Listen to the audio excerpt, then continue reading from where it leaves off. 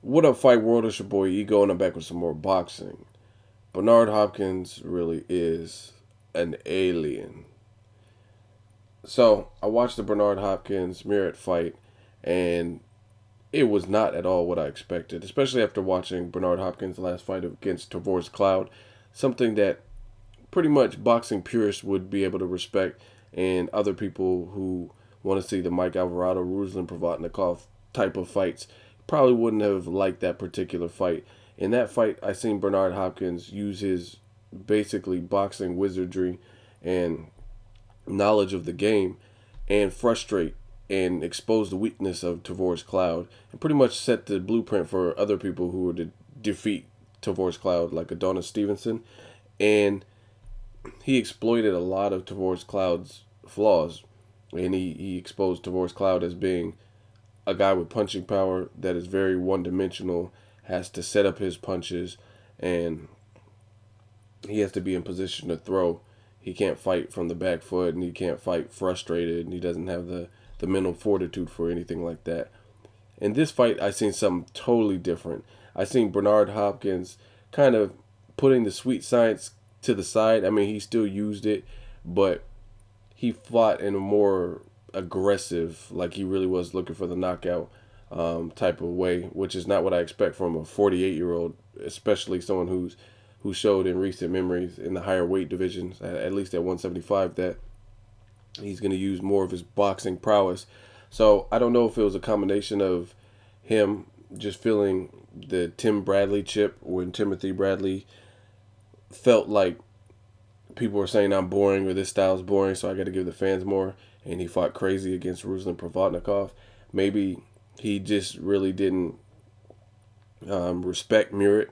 I think that might have been had something to do with it. Maybe he just thought like, oh, I'm way better. I'm on another level than this dude, so I could fight different. I don't think he would fight a Kovalev or Stevenson in that exact manner, especially knowing that those guys have crazy power and that kind of stuff.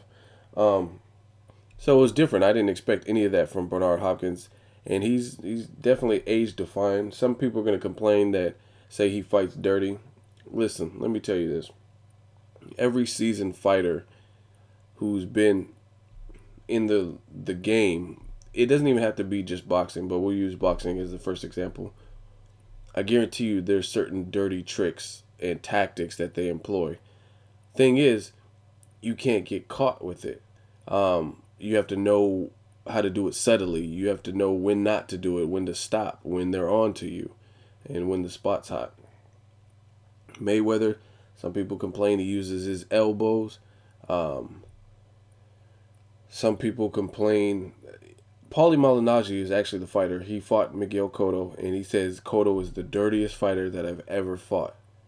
And some people are thinking like, Cotto, what? No, he's a boxer. He doesn't have to fight dirty. But there are little things that he does. Sometimes fighters do very subtle things, and when you're not in the ring, you may not see, or you're not looking for those things. But when you're in the ring, you could feel it, you could see it. Klitschko recently did it, where he was leaning on his opponent, putting his body weight on his opponent. He's clearly bigger than Povetkin, and he's laying all his weight in clinches and clinching. There's just little dirty tricks that a lot of fighters employ. Amir Khan sometimes uses his elbows. You look at the Robert Guerrero versus Andre Berto fight. There are some dirty things from both fighters. Um, in clinches, just rabbit punches, there's all kinds of stuff. I don't even want to break it down. I know it exists. But the thing about it is, like using the Robert Guerrero Andre Berto example, I was pissed that Berto was acting like a girl, like defenseless, in the sense of, if someone's fighting dirty, you got to get even. You got to, as long as you're not going to get disqualified for it, you got to stop relying on the ref to save you. No one's coming to save you. So, as far as Bernard Hopkins, you got to know when to, like, if he's doing dirty tricks, or you got to rough him up too. The thing with Murat is he was doing it very flagrant. He was letting Bernard get him out of his element, and he was frustrating him to the point where when he wanted to retaliate and get Bernard back for like clinching or whatever. He did it in a very flagrant manner, and you can't do that, especially when there's a fighter. Bernard Hopkins is an East Coast fighter. He's from Philly, and they're fighting in Jersey, I believe. So obviously he has the hometown advantage. He's the veteran. You can't do that, especially when you come on someone else's territory. And again, this is, I don't know how many of you guys watch sports in general, but this stuff like this always happens. You may not realize it or put it in perspective, but there's dirty veteran tricks for every sport, really. Especially physical sports. If you look at basketball, look at LeBron James. If they're playing in Miami and LeBron James knows that if he drives the ball to the hole and he goes in the paint, he might get the foul call. So he's going to do it. And they used to flop and all kinds of stuff like that. So it's no different than, like I said, basketball, the hometown team getting more calls or anything like that. You just have to know how to retaliate back without making it obvious, which is something that Bernard Hopkins over the years has been very deceptive with. When he does these little things, he does it in a manner that makes it look like it could have been an accident or very subtle. It's not as flagrant as what Murat was doing. They were breaking, and then there's a clear break between them, and then he punched him in a delayed fashion. Like, you can't do that. That's why he got a point taken away. So, aside from that, I guess that's really the only complaint someone could say about Bernard Hopkins. But I give the man props. Like I said, he's a 48-year-old. He looked like he's in better physical condition to go rounds than people who are 18 years his junior. It's just insane to me that Bernard Hopkins, being a 48-year-old, is looking like the fighter with fresher legs and fresher, and Murat was looking very fatigued. Now, I give credit to Murat. I hadn't really seen much of him, but in the early rounds, and even some of the later rounds, like I think it was the second round, he landed a clean shot on Bernard Hopkins, and Bernard Hopkins stuck his tongue out after as if to say, hey, you didn't faze me, but I'm pretty sure he felt that. It was a nice shot. And he came on strong, and he came on real aggressive, so I wasn't expecting that from him. He tried to make it a dogfight in spots, but he let frustration overwhelm him. In the interview after the fight, he said the two cuts, which he believes were caused by a headbutt, got him out of his game plan. But this is the sport of boxing. You can't rely on the ref to save you. You got to deal with cuts. We had, in the fight before, Gabriel Rosado was complaining because he wanted to continue with the cut. Yet Murat is saying in his post-fight interview that two cuts, which weren't even as bad as the Rosado cut, and Murat's complaining, saying, this is why I didn't look good. I could beat Bernard Hopkins, but these two cuts bothered me. Like, you got to get off that. That's bullshit.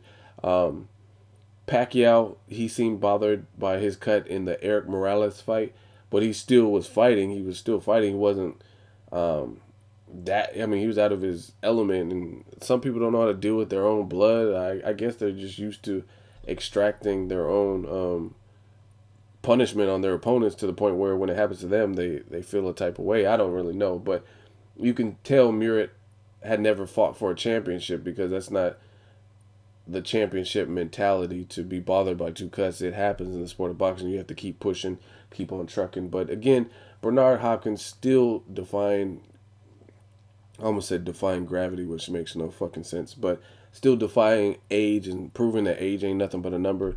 Dude is pretty marvelous if you think about it. Like, there's no reason that people almost 20 years younger, that could probably be his kid, damn near, and he's doing what he's doing with them. He shouldn't even be in the same ring. If I go to a middle school or fucking pick on a freshman in high school and then we start fighting, I guarantee you I'm gonna fuck them up. I'll beat their ass. So if you put that in perspective to Bernard Hopkins, typically, just by and large, you can't have someone who's pushing 50 who's just able to do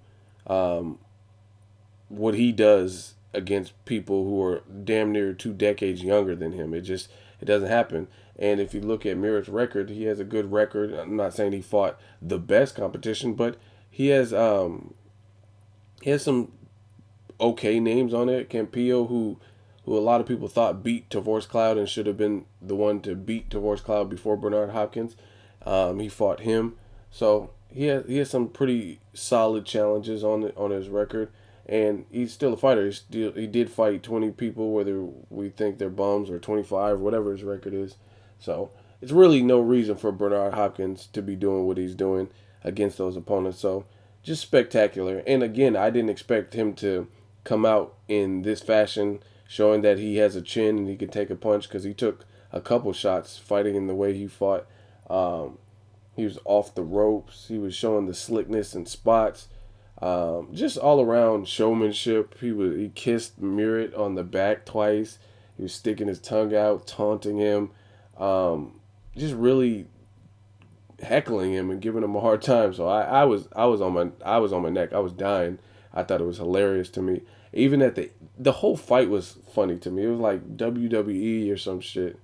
Even at the end, when the fight was over, and I think it was in the 12th round, Steve Smoger, he pushed Murat's head off, because I guess Murat tried to like shoulder check him or something. It was hilarious to me. But Bernard Hopkins does it once again. I don't think if he fights really anyone else at 175, like the top 5, top 10 guys, I don't think he should fight exactly how he did, like the Kovalevs or Stevenson. He said he wouldn't fight Andre Ward if Ward were to move up. Chad Dawson. I don't think you could really do exactly what he did in that fashion with them, especially like Chad Dawson if you were to rematch him, or Adonis Stevenson or whoever. If he fights a guy like that, because most of those guys are probably physically stronger than him, so he's not going to be able to do exactly what he did. But he used his trickery to get in the mind of Murat and get him out of his game, and kick him while he was down, and it seemed to work, because he was able to win the fight. So let me know what you guys think of Bernard Hopkins. What do you think of this fight? Was it what you expected? Do you want to see Bernard Hopkins keep fighting? Shit, I mean, if he's able to take a punch and he's able to outslick people like Murat and Tavoris Cloud, who was undefeated at the time and a big puncher, shit, I say keep him in the ring. The excuse me, the Jean Pascals. He beat Kelly Pavlik. I mean, he keeps beating these guys that are younger than him throughout his career in the last 10 years or whatever. So shit, if he has the hunger for it and he's going to discipline his body, and he can make weight or whatever. The only thing I'm really anti is the whole Floyd Mayweather talk. I just think it's stupid. Some people are, you're a Mayweather dick rider or whatever the gay shit y'all want to say. But at the end of the day,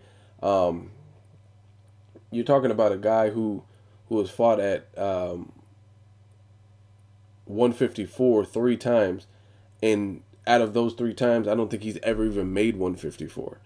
In the Canelo fight, he didn't even make the catch weight of 152. I think he came in out on fight night at 150. So I just think it's stupid. I don't think it's a fight that really makes sense. And you could say, oh, Mayweather's pound for pound, so it's a fight that needs to happen. But again, I think people just want to see Mayweather fight giants just to see how he does and see if they can stop him or hurt him or whatever. So they want to see Mayweather fight bigger people, Gennady Golovkin, Andre Ward, or Bernard Hopkins, Klitschko, whoever you want to see him fight. I just don't think it's really a fight that makes sense. They have weight divisions for a reason. Mayweather decided to dabble with junior middleweight a couple times. That's cool, but I think even that's pushing it, and he's been able to beat the guys he's been able to beat based on his skill set. But everybody has a threshold.